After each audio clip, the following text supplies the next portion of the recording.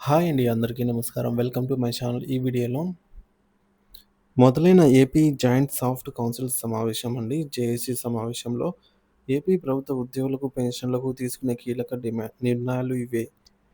దీనికి సంబంధించిన పూర్తి తాజా సమాచారాన్ని వీడియోలో తెలుసుకుందాము. వీడియో అయితే ఎక్కడే గాని స్కిప్ చేయకుండా ఎండ్ వరకు చూసేయండి. అప్పుడు ఇన్ఫర్మేషన్ పూర్తిగా అర్థమవుతుంది. అలాగే వీడియో చూస్తున్న ప్రతి ఒక్కరు వీడియోకైతే లైక్ చేయండి ఫ్రెండ్స్.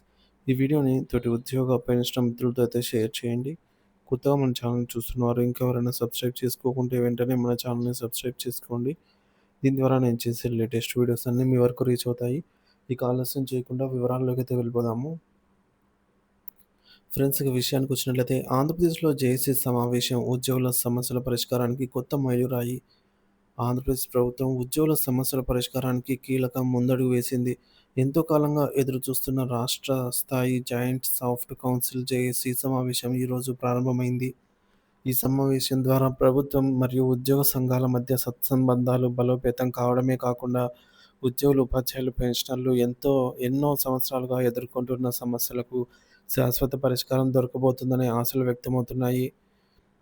జేఏసీ ప్రాముఖ్యత. జేఏసీ అనేది ఆహ్, కేవలం ఒక సమావేశ వేదిక మాత్రమే కాదండి. ఇది ప్రభుత్వం మరియు ఉద్యోగుల మధ్య వారధిలాగా అయితే పనిచేసే అధికారిక రాజ్యాంగబద్ధమైనటువంటి యంత్రాంగము. ఉద్యోగులు తమ సమస్యలను నేరుగా ఉన్నతాధికారుల దృష్టికి తీసుకురావడానికి ఇది ఒక ప్రత్యేక వేదికగా అయితే ఉంటుంది. అపోహలను తొలగించి ప్రభుత్వ విధానాలపై నమ్మకాన్ని పెంపొందించడంలో ఇది ఉపయోగపడుతుంది. జేఏసీ సమావేశం. చర్చల ద్వారా సమస్యలను సామరస్యపూర్వకంగా పరిష్కరించడం ద్వారా ఉద్యోగుల ఉద్యమాలు, ఆందోళనకు తావు లేకుండా చూడటం ఈ యంత్రాంగం ప్రధాన లక్ష్యంగా అయితే ఉంది. కొత్త ప్రభుత్వం ఏర్పడిన తర్వాత ఉద్యోగులకు స్నేహపూర్వక పరిపాలన అందించాలనే నిబద్ధతతో భాగంగా ఈ జేఏసీ సమావేశాన్ని ఏర్పాటు చేసింది. సమావేశం యొక్క వివరాలు చూసుకున్నట్లయితే తేదీ ఆగస్టు 20, 2025 అంటే ఈరోజు. సమయం మధ్యాహ్నం 3 గంటలకు ప్రారంభం. అంటే ఆల్రెడీ ప్రారంభమైపోయింది. సో, వెన్యూ, వేదిక ఏపీ సచివాలయం 5వ బ్లాక్ మొదటి అంతస్తు కాన్ఫరెన్స్ హాల్ రూమ్‌లో అన్నమాట. ఈ సమావేశానికి ఆయా శాఖల ఉన్నతాధికారులు అధ్యక్షతన వహిస్తూ ఉద్యోగ సంఘాల ప్రతినిధులను చర్చలకు ఆహ్వానించారు. ప్రస్తుతం సుమారు 105 ఆర్థికేతర సమస్యలు పెండింగ్‌లో ఉన్నాయని ప్రభుత్వం గుర్తించింది. వీటిని నిర్దిష్ట కాల పరిమితిలో పరిష్కరించడమే ఈ సమావేశం యొక్క ముఖ్య ఉద్దేశంగా ఉంది. ఇక హాజరైన సంఘాలు. ఈ సమావేశానికి రాష్ట్ర వ్యాప్తంగా గుర్తింపు పొందిన 14 కీలక ఉద్యోగ, ఉపాధ్యాయ, పెన్షనర్ సంఘాలు ఆహ్వానించబడ్డాయి. వీరిలో AP NGOs association, AP state teachers union, united teachers federation, AP progressive recognised teachers union, AP teachers federation, AP revenue services association, AP government employees association, drivers class 4 ఉద్యోగులు cooperative services association, AP retired employees association, state government pensioners association ప్రత్యేక అతిథులుగా అయితే హాజరు కావడం జరిగింది. So, ప్రతి సంఘం నుంచి కేవలం అధ్యక్షుడు మరియు ప్రధాన కార్యదర్శి మాత్రమే హాజరు కావాలని కూడా ప్రభుత్వం స్పష్టం చేసింది. ఇక ముఖ్యమైన చర్చాంశాలు. కొత్త ప్రభుత్వం ఏర్పడిన తర్వాత జరుగుతున్న ఈ మొదటి అధికారిక జేఏసీ సమావేశంలో ఉద్యోగ వర్గాల్లో పెద్ద ఎత్తున అంచనాలు ఏర్పడ్డాయి.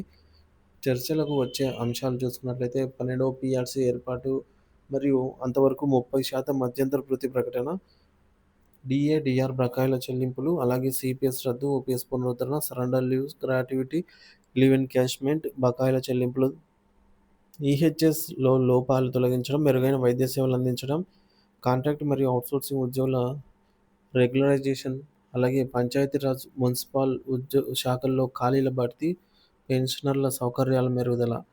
ఇక ఇతర ఇంకా ఎస్సీ, ఎస్టీ ఉద్యోగ సంఘం కూడా ఇప్పటికే వినతి పత్రం సమర్పించిందండి. ముఖ్యంగా ఓపీఎస్ అమలు, 12 పీఆర్సీ, డీఏ బకాయిల చెల్లింపులు వంటి కీలక డిమాండ్లపై న్యాయం చేయాలని ప్రభుత్వాన్ని కోరింది.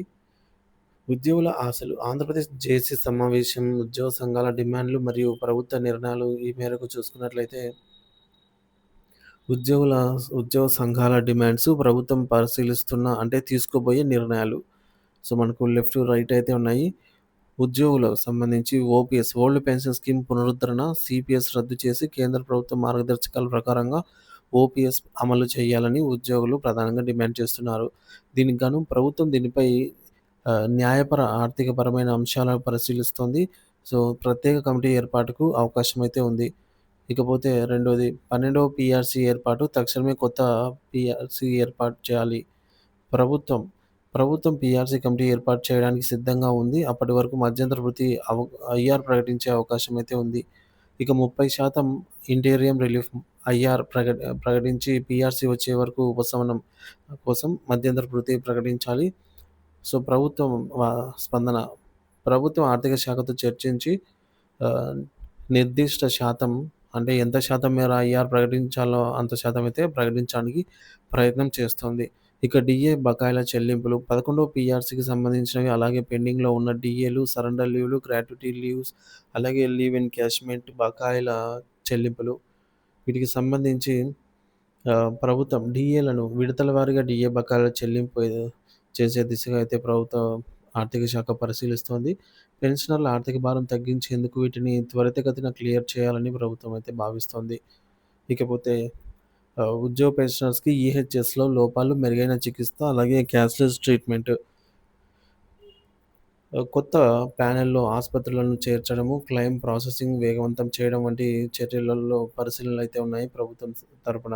ఇక కాంట్రాక్ట్ అవుట్‌సోర్సింగ్ ఉద్యోగుల రెగ్యులరైజేషన్ గురించి అడగగా దశలవారీ నియామకాలు, ఖాళీల భర్తీకి కొంత విధానంపై చర్చ అయితే జరగనుంది. ఇక పంచాయతీరాజ్, మున్సిపల్ శాఖల్లో ఖాళీల భర్తీ, కారుణ్య నియామకాలు నేరుగా నియామకాల కోసం ప్రత్యేక గైడ్‌లైన్స్ వచ్చే అవకాశం అయితే ఉంది. ఈ యొక్క సమావేశం ద్వారా. ఇక పెన్షనర్ల సౌకర్యాల మెరుగుదల, పెన్షన్ బిల్లులు, మెడికల్ సదుపాయాల గురించి ప్రభుత్వ స్పందన చూసుకున్నట్లయితే, పెన్షన్ బిల్లుల ప్రాసెసింగ్ సులభతరం చేయడం, పెన్షనర్లకు ప్రత్యేక హెల్ప్ డెస్క్‌ను ఏర్పాటు చేయడం పరిశీలనలో అయితే ఉన్నట్టు తెలుస్తోంది. చూడాలి ఫ్రెండ్స్. ఇక ప్రభుత్వం ప్రాథమికంగా లక్ష్యంగా పెట్టుకున్నవి ఉద్యోగుల్లో నమ్మకం పెంచడము, పెండింగ్ సమస్యలకు టైమ్‌లైన్ ఇవ్వడము, కొత్త పీఆర్సీ ఏర్పాటుకు రోడ్ మ్యాప్ సిద్ధం చేయడము, ఓపీఎస్, సీపీఎస్ సమస్యలపై స్పష్టమైన స్థానం వెల్లడించడం, అలాగే ఈహెచ్ఎస్‌లో లోపాలను తొలగించి మెరుగైన వైద్య సేవలు అందించడము. ఈ సమావేశం కేవలం చర్చలకే పరిమితం కాకుండా ఆచరణాత్మక నిర్ణయాలు వెలువడాలని ఉద్యోగులు ఆశిస్తున్నారు. ముఖ్యంగా పీఆర్సీ, డీఏ, ఓపీఎస్ వంటి ప్రధాన అంశాలకు స్పష్టమైన టైమ్‌లైన్ ప్రకటిస్తే ఉద్యోగ వర్గాల్లో నమ్మకం పెరుగుతుంది. ఉద్యోగ సంఘాలు ఎత్తి చూపిన 225 సమస్యలపై ప్రభుత్వం నుండి రోడ్ మ్యాప్ రావాలని వారు కోరుతూ ఉన్నారు.